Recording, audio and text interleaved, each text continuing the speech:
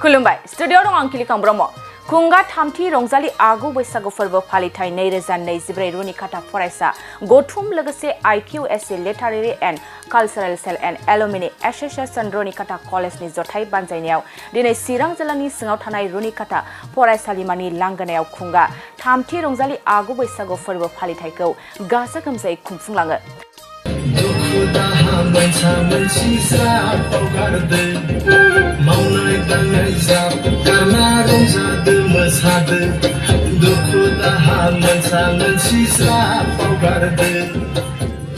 गुबुन गुबुन बोसोराव खुंबोनाय बादिनो देग्लाय बोसोरावबो रुनिकाटा फरायसा गौथुम लोगोसे IQSC literary and cultural cell and alumni association Runikata कलेजनि जथाय बानजायनायाव दिनै चिरां जिल्लानि सिङाव थानाय रुनिकाटा फरायसालिमानि लांगोनायाव खुंगा थामथि रंजालि आगु बैसागु फोरबो फालिथायखौ गाजा गोमजायै खुंफुङो। बे बैसागु फोरबो फालिथाय हाबाफारियाव गाहाय आलासि हिसाबै बाहागो लादोंमोन 14 नं चिरां दुवार ब्लक UPPL आफादनि आफादगिरि बिरदाव मोसाहारि लोगोसे 10थि दुवार दखरा बर' फरायसा आफादनि आफादगिरि बिसिसर बसुमतारी नेहाथारि सुरज नार्जारी आरो ओनसोलनि गोबां दैदेनगिरि मेलेमजिबि बिथांमोना चिरां जिल्लानि सिङाव थानाय जा रुनिकाटा फरायसालिमायाव दिनैहाय रुनिकाटा फरायसालिमा फरायसा गौथुमनि बानजायनायाव दिनैहाय खुंगा थामथि आगु बैसागु फोरबो फालिथाय बे हाबाफारिया दिनै सोलिगासिनो दङ। बे हाबाफारियाव आंखौ गाहाय आलासि महरै लिंहरनायाव आङो बिथांमोन फरायसा गौथुमनो आंनि गोसो गोरबोनिफ्राय आङो साबायखर जासिदों आरो बे हाबाफारियाव जोंनि रुनिकाटा फरायसालिमानि जाहा गोरायुं डक्टर बिजित ब्रह्म बिथाङाव बाहागो लादों। जोंनि 10थि दुवार दखरा दुलाराय बर' फरायसा आफादनि आफादगिरि नेहाथारि फारियै बिसिसर बसुमतारी आरो सुरज नार्जारी आरो बे फरायसालिनो आगुनि फरायसा बिथांमोन आरो आथिखालाव फरायफुबाय थानाय फरायसा बिथांमोना मैखोमै बे हाबाफारियाव बाहागो लानायखौ आं खोब गोजोननाय मोनदों। आं बिनि गेजेरजों बेखौनो फोरमायनो लुबैदों जे जोंनि मिथिंगानि जे नुथाय बे नुथाया दिनै गोदान महर लादों जे गोदान मोनसे गाब लादों आरो बेनि गेजेरजों जोंनि दंफां लाइफां दिनै गोदान मोनसे बिलाइ खिलिनायखौ जों नुनो मोनदों आरो बे गोदान बिलाइ खिलिनायनि गेजेरजों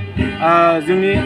दाउमा दाउसा बिथांमोनहाबो गावसोरनि रंजानाय जे मेथाइ बे मेथाइखौ बिफां दालायाव बानानै दिनै गाबनायखौ जों नुनो मोनदों आरो बेबायदिनो जोंनि सुबुं माहारियाबो बे जोंनि जेखिनि हारिमु बे हारिमुखौ लाखिनांगौनि थाखाय गोदो गोदायनिफ्रायनो आबै आबौमोननिफ्रायनो आजौ आजौमोननिफ्रायनो बेबादि जोंनि जे बैसागु फालिनाय बे फालिनायखौ जोङो नुनो मोनदों आरो दिनैबो बे बैसागु फालिनायखौ दिनैहाय दिनै आगु बैसागु फालिनाय आरो बेबादिनो जोंनि बोथोरजों खाबजानानै बेबादि फालिनाय जों बेखौ नुबाय थानो मोननाय जादों। आं मिजिं खालामो जोंनि बे गोदान बोसोराव आंनि देरसिनफोरनिसिम आंनि खुलुमनाय आं जासिबाय आरो उन्दैफोरनिसिम आंनि अननाय आं गिबियाव आं जासिबाय। आसा खालामो जोङो फैबाय थानाय समाव जोंनि बे जोंनि धोनि जे हारिमु बे हारिमुवा जाहाथे मुलुग दरबाराव थांनानै थानांगौनि थाखाय जोंनि गोदान जोलै फरायसा फरायसुलि बिथांमोना निसय गोबानानै जोङो खामानि मावनांगोन आरो बिश्व दरबाराव फोसावनायनि थाखाय जोंनि लाइमोन सेंग्रा सिख्लाफ्रा निसय बेखौ जोङो खामानि मावनो हानांगोन। आं मिजिं खालामो जोंनि बे हारिमुनि गेजेरजों जोंनि जे रंजानाय जिखिनि दामजुफोर जे खाम जथा सिफुं गंगोना बेफोरबो जाहाथे बिनि गेजेरजों जोङो रंजानानै जोंनि हारिमुखौ जोङो बिश्व दरबाराव जों खिन्थानांगोन आरो गोदान जोलैफोरनोबो बे रंजानायखौ जों निसय फोरोंनो हानाय जानांगोन। आं बेखौ मिजिं खालामो। आं मिजिं खालामगोन जाहाथे जोङो बे हारिमुखौ लाखिनायाव बे फोरबोखौ लाखिनायाव जोंनि उन्दै गेदेर गासैबो खौसे जानानै बे खामानिखौ जोङो मावनो हानांगोन आरो गोरोबलायैनि गेजेराव खौसे बे साननाय बे मोन्दांथि बे सानस्रिया जोंनि गेजेराव मोजाङैनो थांनानै थानांगोन। आं बेखौ मिजिं खालामो आरो फैबाय थानाय समाव जोंनि बे हारिमुखौ जोङो बिश्व दरबाराव फोसावनांगौनि थाखाय जोङो बयबो खौसे जागोन। आं बेखौ मिजिं खालामो। गाव गावनि न'आव गामियाव जोङो फालिनायखौ नुबाय थानो मोनो खिन्थु नैबे प्लेटफर्मआ ओरैबायदि जे बयबो बे साफ्रोमबो गुबुन गुबुन धोरोमनि सुबुंफ्राबो बेयाव बाहागो लानो हायो। दा बे कलेजाव माने जोंनि बर'जों लोगोसे गुबुन गुबुन हारिफ्राबो बेयाव फरायफैयो। गतिके जों जयैनो मोनसे रंजानायनि गेजेरजों जोंनि बे बर'नि जे कालचार आरो हारिमु बेखौ दिन्थिफुंनो थाखाय जोङो आवगायबोदों जाहाथे जोंनि लाइमोनफ्रा जाहाथे खौसेथियाव फैयो आरो बेजों लोगोसे जोङो नुनो मोनदों कि जोंनि फरायसाफ्रा फरायनायाव जोबोद बेस्थ' जायो।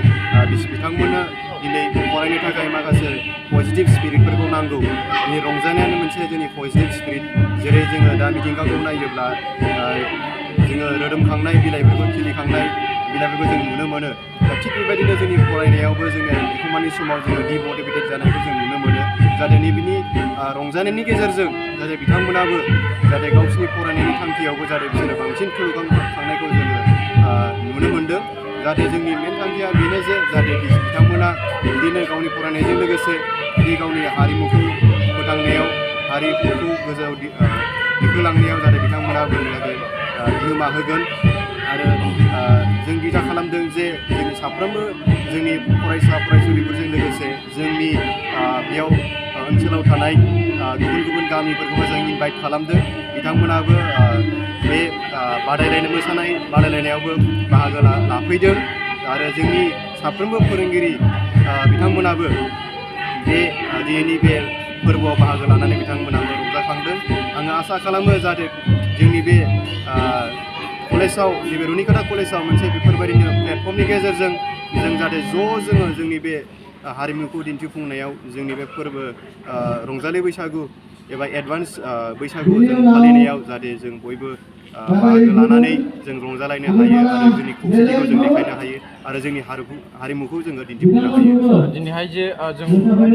बे बादायलायनाया जोङो फरायसाफोरजों लोगोसे जोंनिनो फरायसाफोरजों लोगोसे जों खाथि खालानि माखासे बादायारिफोर दङ जायफ्रा माने गुबुन गुबुन बैसागु फोरबोआव जे बिथांमोना बादायलायनायाव बाहागो लायो बिथांमोनाबो जायफ्रा गोसो गुदुं बिथांमोना जों इनभिटेसनखौ साफ्रोमनोबो होनो हायाखै अब्लाबो जों खाथि खालानिखौ बिथांमोनखौ जोङो इनभाइट खालामनाय जादों आरो बिथांमोना थारैनो बाहागो लादों जाहाथे बेयाव सोरबा टिचाराबो जुदि ग्रुप बानायनानै जुदि बिथांमोना बादायलायनो गोसो दंब्ला बिथांमोनाबो बादायलायनायाव निस्सय बाहागो लागोन बे बादायलायनाया ओरैनो डेमनस्ट्रेसनल' जागोन ना बान्था बे बादायलायनायाव जोङो फिसा मोनसे बान्थाबो दङ जाहाथे बादायलायनायाव जाहाथे बिथांमोना एसे थुलुंगानाय मोनो आरो बादायनानै देरहासार जायोब्ला गोजोनथाव खौरां नोंथाङा कटन आरो इरि जि गाननो मोजां मोनोना नोंथांमोननि थाखाय लानानै फैदों चिरां जिल्लानि सापागुरियाव थानाय आगर दाग्रा आफादा 1 एप्रिलनिफ्राय 30 एप्रिलसिम बैसागुनि 20% 50% डिसकाउन्टनि अफार आगर स्ट'राव हौवाफोरनि थाखाय कटन आरो इरि जिफोरखौ मोननो हायो जेरै जेन्स शार्ट शर्ट कुर्ता लं कुर्ता वेस्टकट गामसा स्टल मफलार आर'नाइ आरो हिन्जावफोरनि थाखायबो कटन आरो इरि जिफोरखौबो मोननो हायो जेरै ladies kurta ladies top ladies pant दखना साद्रि इरि स्टल आरो इरि सलफोरनि गानग्रा जोमग्राफोरनि जिखौ मोननो हायो कटन आरो इरि जिफोरखौ गानग्रा एबा बायग्राफोरनि थाखाय आगर स्ट'रा मोजां सुबिदाबो खालामदों जेरै अनलाइननि गेजेरजों वाट्सएप नाम्बार फेसबुक आरो इनस्टाग्रामनि गेजेरजों बायनो हागोन आरो सोरबाफोर हलसेल बायग्रा दंबा हलसेलबो बायनो हानायनि सुबिदा दं बेजों लोगोसेनो मोनसे गोजोनथाव खौरांबाव आगर दाग्रा आफादाव सोरबाफोर जि दानो गोसो गुदुं आइजो सुबुं दंब्ला जि दाफिननो हागोन गोबां बाथ्रा मिथिबावनो थाखाय 8822063339 9678923836 आरो 9613 224401 जानबुं नाम्बारनि गेजेरजों खौरां लाहरनो हागोन